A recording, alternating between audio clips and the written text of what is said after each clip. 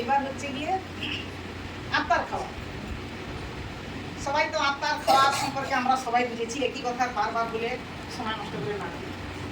তবে ঊর্ধ্ব থেকে শক্তি পেতে পেতে এসেছি আমরা সবাই।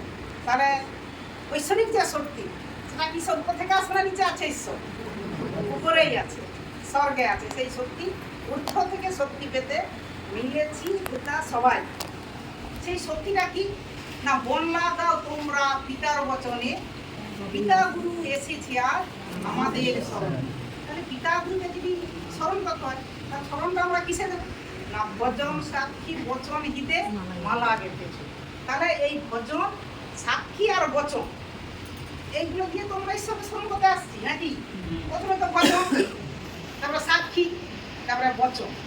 তাহলে বিভিন্ন ধরনের সাক্ষী, বিভিন্ন ধরনের বচন আমরা প্রত্যেকে ভাই বোন কি সবাই মিলে মানে মণ্ডলীটাকে কি সক্রিয় রাখছি, চলমান করে রাখছি। কেন না, ঊর্ধ্ব থেকে শক্তি পাওয়ার জন্য।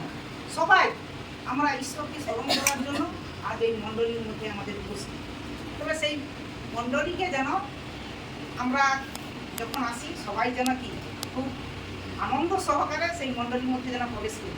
কেউ যেন আমরা ধুনা মনা পিতার কাছে যাচ্ছি, কেউ যেন অনেকে আহত ঘটে অল্পই মনোনীত পাচ্ছে, সেরূপ দশা ঘটে প্রদীপ রাখো প্রজ্বলিত।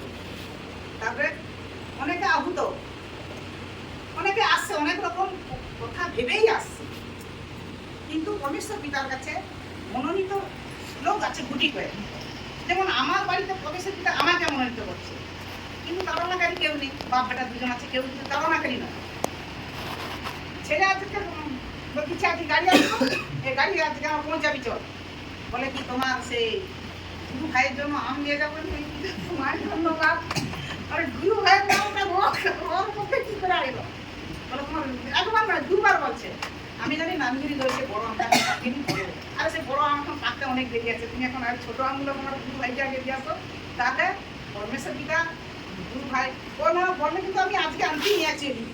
তাহলে পরমেশ্বর পিতা তার মধ্য থেকেও কি গুরু ভাইয়ের নামটা তো বলালো। আর আমার স্বামীও তখন দেবো, তোমার দাদা ভাইকে বলো, তোমার দাদা ভাইকে দুটো আম দেবো, তারপরে আম রাখছি, তারপর তো দিব। তাহলে তাড়নাকারী কেউ নেই, ওরা কি আহুত হচ্ছে কিন্তু মনোনীত কেউ নেই। তবে সর্বদাই যেন কি আমরা ঈশ্বরের শরণাপন্ন। এই যে সবাই বলে না, ওই বিপদে গেলে কি চাঙ্গাই করতে মনে থাকেনি, পরমেশ্বর পিতার কাছে প্রার্থনা করতে মনে থাকেনি। হ্যাঁ, এগুলো হচ্ছে শয়তানের কর্ম। আরে মনেটা থাকবেনি কেন? প্রথমে তো ধন্যবাদ সহকারে পরমেশ্বর পিতাকে আগে জানাবো, তারপর তো চাঙ্গাই করবো। তো এরকম করলে কি আমরা কি সর্বদা কি কোনো সমস্যা থাকবে না, কোনো নয়। যেমন আমার কি ছেলের এত অ্যাসিড হতো না, এই যে ঈশ্বরের মানে পথে যা আসি, এই যে রান্না করি, জল গড়াই, যা করি, পরমেশ্বর পিতা তার মধ্যে তার বাক্য আছে। মানে রান্নার মধ্যে তো মাস্ট, কারণ ও রান্নাটা তো আমি নয়, ঈশ্বর করছে। তার সন্তানগণ যেন খুব আনন্দ সহকারে গ্রহণ করে, সেই বাক্যটাও আমার তার মধ্যে থাকে। কোনো সময় নুন বেশি পড়ে যায় মনে হয়, কোনো সময় ঝাল বেশি পড়ে যায় মনে হয়, তাহলেও কি পরমেশ্বর পিতার কাছে প্রার্থনা করলে খাওয়ার সময় তারা কেউ কিছু বলেনি। তার মানে নুন বা ঝাল সবটাই সুন্দর আছে। আমরা যেন প্রতিনিয়ত সর্বকর্মে যেন ঈশ্বরের শরণাপন্ন হই, নিজের মুখাপক্ষি যেন কখনোই না হয়। সে রান্নায় কি আর কোনো কিছু চাওয়া পাওয়া, সর্বদাই যেন আমরা ঈশ্বরকে আগে স্মরণ করি। কাউকে কিছু বলার জন্য হলে ঈশ্বরকে যেন আগে স্মরণ করে বলি যে ওই কথা বলবো পিতা, ও যেন না কিছু বলে। হ্যাঁ, এই যে সর্বদা ঈশ্বরের স্মরণ করা, এইটা সবচেয়ে বড় গুণ মনুষ্যের। নিজের মনোনীতভাবে কিছু করনি, সর্বদাই সর্বকর্মে। হ্যাঁ, এই যে খাওয়া দাওয়া, যেদিন যে বাক্য দিবেনি খাবে, তার শরীর খারাপ হবে, পেট ভার করে থাকবে।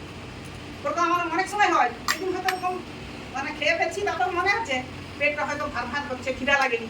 পিতাকে আজকে একটা ভুল করে ফেলছি, অন্যায় মার্জনা করুন। আর কোন শয়তান পেটটাকে এখনো পর্যন্ত ভার করে রাখছে, বুঝিছি পবিত্র নামে এই দণ্ডে, মানে এখনই বাক্যের মধ্যে যেন আমার চার্জ থাকে, হ্যাঁ শক্তি থাকে। নাহলে পিতাকে কেন পেট ভার করছে জানি তুমি কি করে দেবো। আর আমি যদি বলি এই দণ্ডে শয়তানকে গুরু যিশু পবিত্র নামে মুক্ত করি, দেখবে একটু পরে তোমার মনের অজান্তে তুমি খুব সুন্দর রেখেছো। যে সর্বদাই যেন কি মনের চাহাতটা থাকে, সেইভাবে যেন কি আমরা সর্বদাই যেন চলতে থাকি।